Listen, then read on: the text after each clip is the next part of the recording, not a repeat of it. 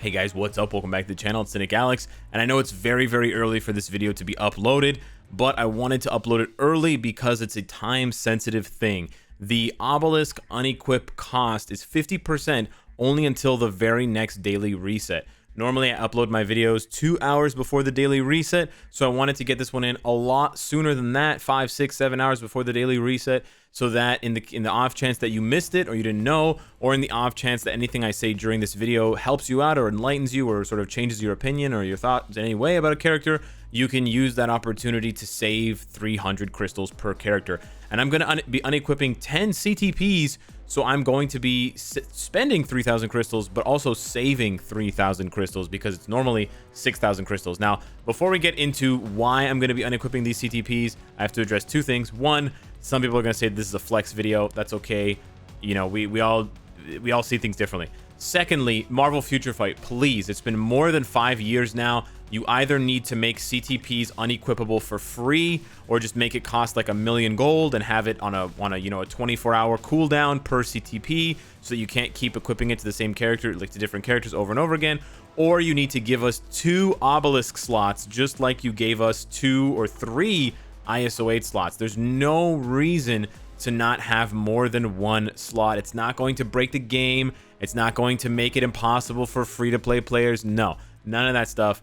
Really, you're just doing it to try to continue to milk players out of these extra crystals, and it's enough. People would have more fun in the game, and people would spend more money if they could build their characters for both PvE and PvP. And really, the biggest part of that, I know that there's some Uru issues, and I know whatever, blah, blah, blah, but the biggest part of building your character for PvP versus PvE is the CTP. It makes such a huge difference giving a character an energy versus a regen, or a rage versus an authority. It's night and day for PvE or PvP. So it's high time that we got something that's been in the game basically since the game came out. For ISOs, it should be the same for custom gears. It really should be. So the first one here is for Blue Dragon, and the Blue Dragon CTP of Judgment that I'm unequipping. I'll explain why, but I'm going to also show you that I'm going to also be unequipping Shadow Shell's CTP of Judgment as well. And the reason why I'm doing this is because I'm going to be converting the Warriors of the Sky into PvP characters. And now I don't need to unequip Sunbird's obelisk there because it's just an obelisk. But what I'm going to be doing is I'm going to be bringing you guys some really fun content. And for those of you that play PvP really seriously, play Alliance Conquest really seriously, you know that the WOTS, the Warriors of the Sky, are very strong. They're like tier 1 level opponents, tier 1 being the highest tier, not like tier 3, tier 2, tier 1, but they are like, you know, S tier opponents in Conquest because of Sunbird's passive, reviving everyone with Ashen Rebirth, and then triggering the Awaken skill. And now more than ever, the Warriors of the Sky and all Awakened characters are much stronger with the Transcended. So I got all their gears to 25. I have them all transcended. Well, the 3 that I'm going to be using here. I'm not going to be using War Tiger. War Tiger is sort of the odd one out because Blue Dragon's the lead, Sunbird has the revive, and then Shadow Shell has the universal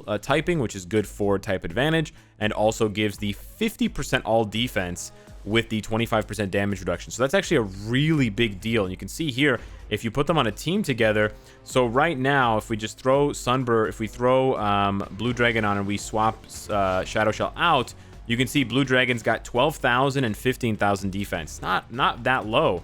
Now you put in Shadow Shell and she skyrockets to 17,000 and 20,000 defense for energy defense. That's a lot of defense. You want to compare that to a tier 3 here. Let's go ahead and take a look at Iron Man. Way less energy and physical defense. Let's take a look at Captain America.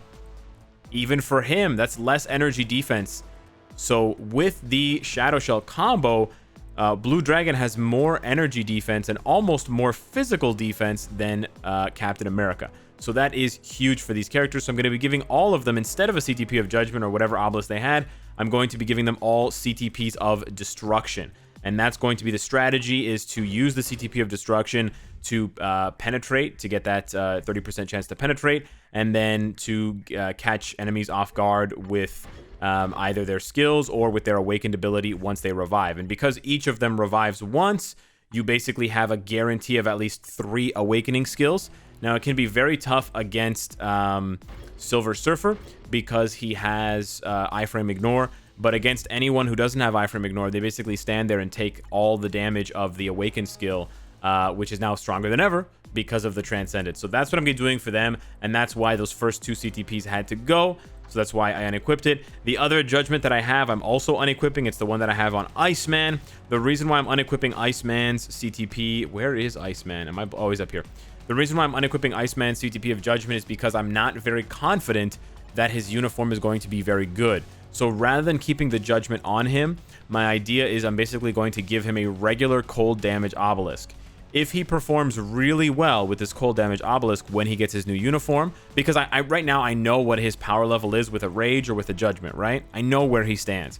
So my thought process is, rather than keeping the judgment on, and then if he's better, I have to take it off, and if he's worse, I might be losing the judgment. I take it off now, and then if he's better, I can give him an energy or a rage, and if he's worse or the same, I can just keep the obelisk on him. So it's really, this is a win-win situation for me. Now again, the Judgment CTP is not the best CTP in the world, but you know, rather than unequipping it later when it's going to cost me more, I can unequip it now, and if I want to keep it or give it to someone else, I can. I have that flexibility from Mr. Sinister or whoever, rather than having it stuck on him after the fact and not being able to change anything or losing those extra 300 crystals. Obviously, the other big bonus of unequipping a lot of CTPs right now is the crystal spending event, and we're just about to hit 10k, so I'll be getting my extra mega rank up ticket for free.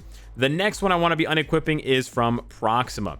Proxima here has a CTP of CTP of destruction, excuse me, and I'm taking this one off just because I need more CTPs of destruction for other characters. Because I gave the 3 Warriors of the Sky a CTP of destruction, I actually don't have any left over. So I want to have a little bit of flexibility for future characters. If a future character comes out and I really want to test them, rather than having to unequip it from Proxima later for 600, I can unequip it now sort of preemptively. But yeah, Proxima is really not doing anything on my roster. I use her for Shadowland once a week, and that's literally it. The next one was going to be Minerva, but then I unequipped Minerva's CTP of Rage, and I gave it to Moon Knight because of Chakra. And this is your shout out, Chakra99, because I forgot to shout you out in the 7 Deadly Sins video like a month or 2 ago. I think it's for Esteros, I can't remember. But anyways, yeah, shout out to Chakra for donating and asking me to give Moon Knight a CTP of Rage. Moon Knight is, I guess, Chakra's favorite character, so hopefully Netmarble will give Moon Knight the Mr. Moon Knight uniform and give him a whole rework, give him an awakening skill so he's actually good to justify this CTP of Rage. Now you can stop asking me why I have a CTP of Rage on Moon Knight. I did not go crazy. I was just coerced by one of the Twitch viewers, well, the Twitch viewer, Chakra. Moving along to the next one is Invisible Woman. Invisible Woman, same thing as Proxima. I just don't use her for anything. I actually don't even use her for Shadowland anymore. I basically just throw her on any team, or I just put her in the back and don't use her. Unfortunately, she has not kept up. She was... Once upon a time, there we go, we just got the 10k crystal spent. Once upon a time, Invisible Woman was the best, or the second best striker for World Boss, but she has fallen on hard times, and yeah, it's just really not a situation that she wants to be in anymore, I guess, and so that's that. Next one is White Fox. Now this is a CTP of destruction, but I'm actually not unequipping this from White Fox. I'm not taking this off because I want the CTP of destruction. I'm taking this off because I'm pretty sure I'm going to give White Fox a CTP of insight. So I'm sort of preemptively taking it off to then give her the insight for ABX and for any other support roles that she may perform in the future as either a leadership or as a support passive for someone like Beta Ray Bill or you know, someone like that. Next up we have, okay, next up was going to be Gorilla Man, and I was going to take off Gorilla Man's destruction for the same reasons, but I already have 3, and I actually don't think I need a 4th one right now, so I'm actually going to be skipping Gorilla Man, so I lied. I did say 10 CTPs and 3,000 crystals, but it's going to be 9 CTPs, and it's going to be 2,700 crystals, because we actually don't need that many more. Actually, you know what? I'm also going to skip Iron Fist. I also have one on Iron Fist.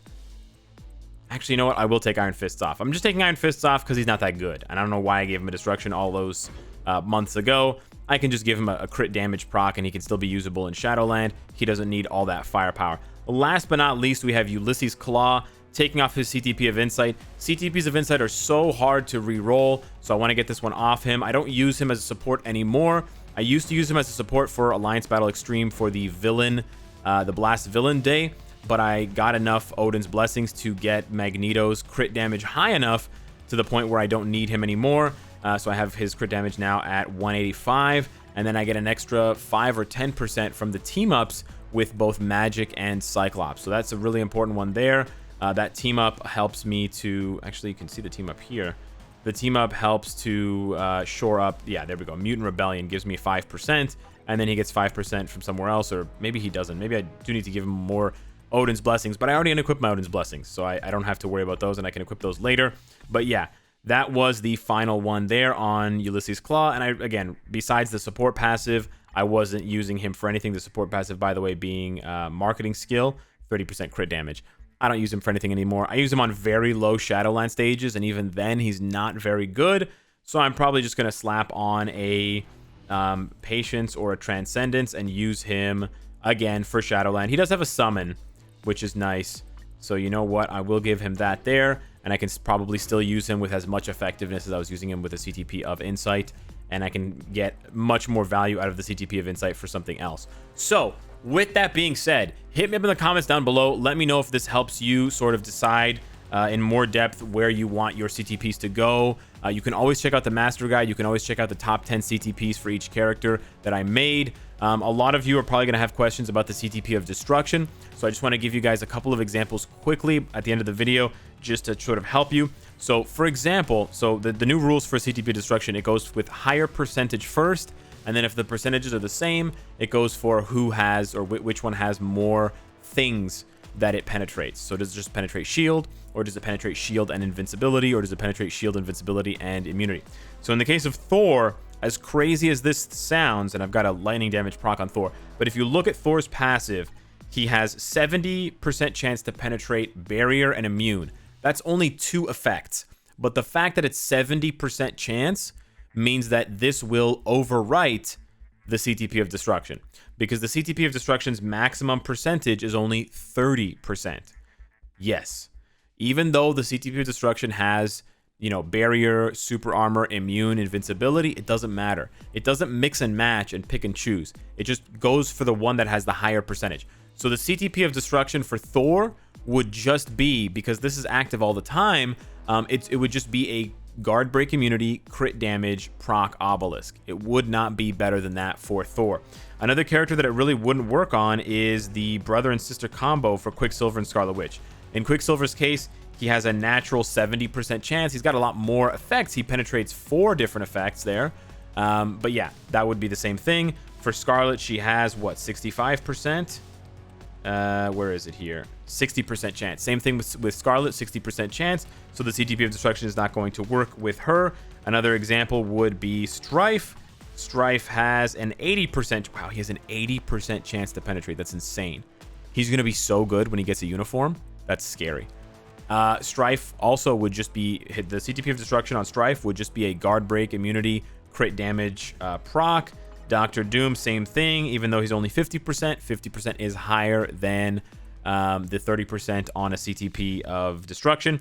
Last one I'll show you guys is someone like Colossus. So for example, on Colossus, I know not a lot of you have a CTP of Destruction on Colossus. Actually, you know what? Let me use a better example. Black Widow. So Black Widow doesn't have any penetration on her passives, but she does on her 5th skill, Black Widow Backup Fire. Now, if you look at it, it's a 100% chance to penetrate. Even though it doesn't penetrate invincibility, as long as this buff is active, it will ignore the CTP of Destruction. However, if you don't have the 5th skill active, if you don't press it, and then your proc activates and you press 4 or whatever, then yes, you will have that 30% or 25% chance to penetrate. However, if you look at the skill and just read it, it says 1 second. So you're like, oh, that's just 1 second, Alex. It's not a big deal. No. If you go into this is the tricky part here. You have to investigate all of these skills. If you go in and look for the icon, and the penetration icon is a yellow icon with a shield and an arrow going through it. So when I press this, you're going to see the penetration there is there next to the ignore targeting, the pierce there. It's the last one on the far right. They actually switch places. But you can see the shield, the yellow shield with the arrow through it. But you see it lasts way more than 1 second. Let's count out how many seconds. 1, 2, 3, 4, 5. Well, that's not seconds, but those are the shots. So basically, it actually lasts for about 1 Mississippi, 2 Mississippi, 3 Mississippi, 4 Mississippi, 5. It lasts for about 4 to 5 seconds, depending on your attack speed. So that is another situation in which you want to be careful but for the most part, a CTP of destruction is also not going to be very good for Black Widow. So I know that it's tough, but basically those are the tips that I have for you, and that's sort of the way you can figure out if a CTP of destruction is going to be helpful for a lot of these characters. Unfortunately, for a lot of characters with any kind of penetration, it's always going to be above 30%, even if it's just penetrating one thing, like penetrating super armor. If it's over 30%, it's going to ignore the CTP of destruction. So hopefully this has helped you. Thank you so much for watching. Let me know in the comments down below if you have any more questions. I'll try to read the comments before I go to bed so I can help you guys out before the daily reset, because once the daily reset comes, the discount will disappear. Thank you so much for watching, and I'll see you in the next one. Take care.